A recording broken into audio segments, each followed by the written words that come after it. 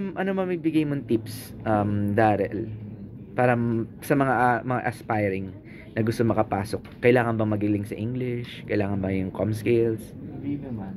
As long as you, you express yourself na maging totoo ka sa interviewer, tsaka you're eager to, ano, na mag-work. Tsaka yung gagawin mo siya, siyempre, willing ka matuto. Yun. Nice, nice. How about you, bro? Nate, ikaw, sa tingin mo, ano yung biggest learning at saka yung papayo mo sa mga aspiring Accenture applicant? Siguro, you need to yung the best mo. Kumbaga kung saan yung strength mo. If you're on to calls or if you're on to back office, I suggest na you focus more on or you highlight that particular kind of skill that you have.